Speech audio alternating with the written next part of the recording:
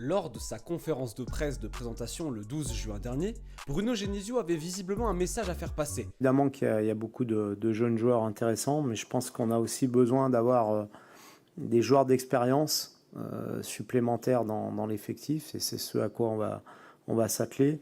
Un mois et demi plus tard, le technicien a en partie été écouté.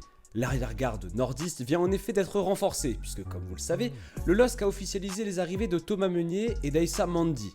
Deux joueurs de 32 ans qui vont venir apporter toute leur expérience à l'équipe et leur leadership. Mais alors, que sont-ils devenus depuis leur départ du championnat français? Et que peuvent-ils bien apporter à Bruno Genesio?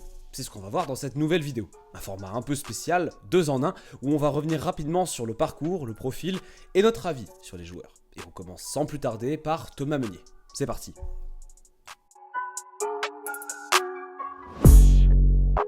Lors de l'été 2020, en pleine crise sanitaire, Dortmund est contraint de perdre sa fusée. Achraf Hakimi quitte en effet le club après 2 ans de prêt et s'engage à l'Inter. Les dirigeants du Borussia ont donc la lourde tâche de le remplacer.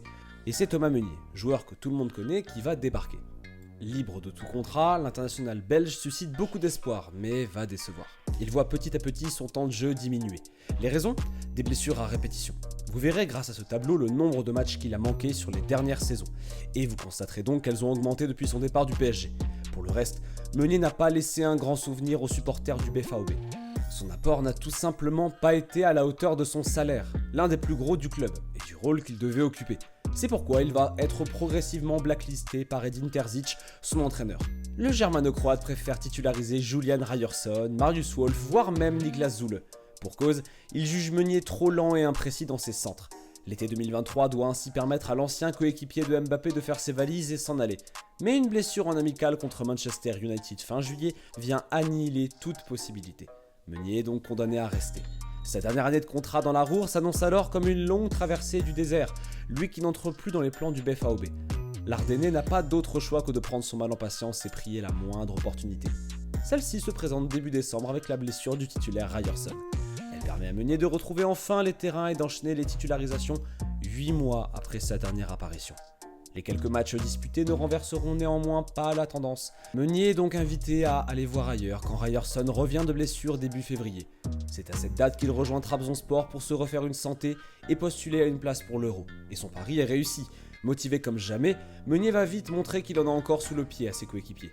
On retrouve notamment en Turquie sa marque de fabrique, à savoir ses longs déboulés sur le côté qui désarçonnent les défenses adverses. Et le Meunier d'antan, celui très haut sur le terrain, qui est connu pour son apport offensif, qui sent le jeu. Débarrassé de ses pépins physiques, le natif de Saint-Aude joue 1679 minutes sur 1710 possibles, soit plus de 95% des matchs, et a de bonnes stats puisqu'en 19 matchs disputés, il marque un but et distille 7 passes décisives dont celle-ci.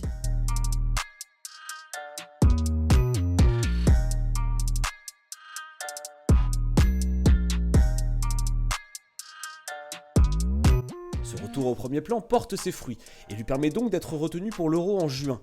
Une compétition durant laquelle le défenseur ne prendra pas part en raison d'une blessure lors d'un match de préparation. Dans ces conditions, nous interprétons son arrivée comme un coup intéressant. 15 trophées glanés, plus de 500 matchs disputés. En le recrutant, le LOSC s'attache les services d'un vrai joueur expérimenté. Or, ce n'est pas tous les jours que le club pourra récupérer un tel CV, libre sur le marché. Maintenant, sur le terrain, reste à connaître le rôle qu'il va occuper. Tout le monde connaît le niveau de Thiago Santos, son nouveau concurrent et ce qu'il peut apporter. Le Portugais étant l'un des meilleurs dogs sous Paulo Fonseca. Difficile donc de le voir lâcher des matchs s'il continue sur cette lancée. Thomas Meunier arrive donc en doublure sur le papier. Sa polyvalence devrait néanmoins lui permettre de glaner plus de temps de jeu. Bruno Genesio l'a utilisé dans l'axe pendant la préparation, du moins contre le Celta Vigo. Sur cette dernière opposition, Meunier évoluait dans une défense à 3 avec Diakité et Alexandro et avait fait un match intéressant. On sentait qu'il était à l'aise et qu'il avait encore de nombreuses qualités. On vous passe quelques extraits.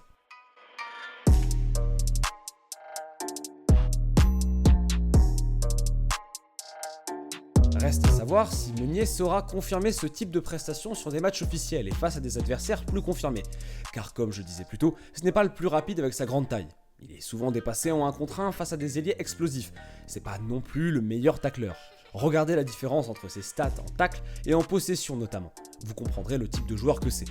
Mais attention, cela ne veut pas dire que ce sera le cas à Lille. On espère en tout cas que Genesio pourra compter sur lui et qu'il ne sera pas blessé. On aime également le joueur pour son franc-parler et son image de bosseur. Sa clarté nous changera de la langue de bois habituelle en conférence de presse. On passe maintenant à Aïssa Mandi.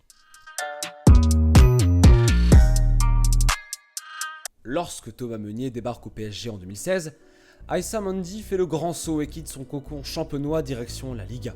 Le défenseur algérien fait 5 ans au Betis avant de rejoindre Villarreal en 2021, libre de tout contrat, et connaît des performances diamétralement opposées à celles de Meunier.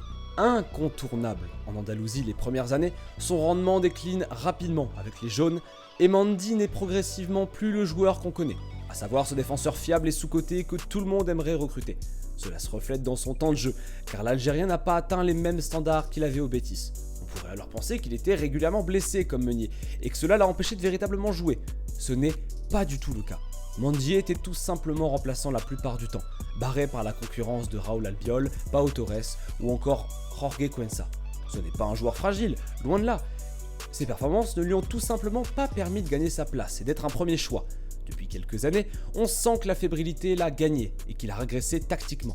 Face à Osasuna en 2021, il perd bêtement un ballon qui engendre le but de l'équipe adverse immédiatement dans la foulée.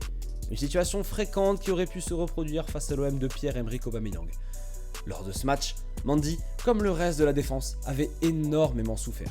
Il était même sorti à la mi-temps. Son placement avec Eric Bailly est incertain sur le premier but olympien. Comme vous le voyez sur l'image, Aïssa Mandi se retrouve coincé entre deux attaquants. Ces erreurs sont fatales pour un défenseur et le problème est qu'elles se reproduisent en sélection. C'est pour cette raison que tous les supporters des Fennecs souhaitent voir l'ancien joueur du Stade de Reims sortir du 11.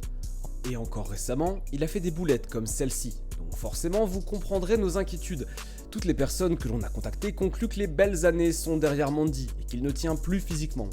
Si vous avez connu le joueur à Reims, vous vous souviendrez qu'il a débuté sa carrière comme latéral et qu'il avait l'habitude de dépanner partout tel un pompier de service. Ce n'est plus du tout le cas. Mandi a évolué ces dernières saisons dans l'axe et on ne voit pas comment il pourrait rebasculer sur un côté vu sa lenteur. Si Genesio reprend son système à 3 défenseurs et 2 pistons, il pourrait aisément le glisser à droite et placer un joueur rapide dans l'axe comme Diakité pour combler la vitesse. Aïssa Mandi sera utile dans d'autres registres avec sa qualité de pied. Il est très bon relanceur et sait garder le ballon balle au pied pour construire et orienter. Il a globalement une bonne lecture du jeu. Malgré des performances décevantes ces derniers temps, Aïssa Mandi représente un atout précieux pour un vestiaire jeune comme celui de Lille grâce à son esprit de leader. Tous ses coéquipiers, tant en club qu'en sélection, le décrivent comme un exemple de gentillesse et d'humilité. Modèle de camaraderie, l'Algérien reste néanmoins un compétiteur acharné, avec une hygiène de vie irréprochable, lui qui ne se blesse jamais. Ses entraîneurs ont toujours salué son état d'esprit et son tempérament de meneur. Ce n'est d'ailleurs pas un hasard s'il était capitaine à Reims la dernière saison, quelquefois en Espagne, puis actuellement en sélection. 97 matchs avec l'équipe nationale algérienne, ce n'est pas rien. Nous pensons qu'il peut être une bonne recrue s'il vient pour de la rotation, en remplaçant Umtiti, blessé et dont l'avenir sportif s'annonce en pointillé, mais pas plus. On ne voit pas l'utilité d'avoir Umtiti et Mandi, 2 gros salaires, dans le même effectif. Dans un environnement sain, avec de la confiance de chaque côté, Mandi pourrait carrément faire le travail et répondre aux exigences de Genesio. Et en tout cas, c'est évidemment ce qu'on lui souhaite. Merci à tous d'avoir regardé cette vidéo, on espère qu'elle vous aura plu, et n'oubliez surtout pas de vous abonner pour ne rien manquer au mercato du LOSC. Suite à l'annonce du 3e tour de qualification du LOSC contre Fenerbahçe, on vous remet notre toute première vidéo sur une confrontation mythique entre nos dogs et les Stambouliotes. On va essayer de sortir un maximum de vidéos, donc on se dit à très vite pour plus de contenu sur la chaîne. Ciao.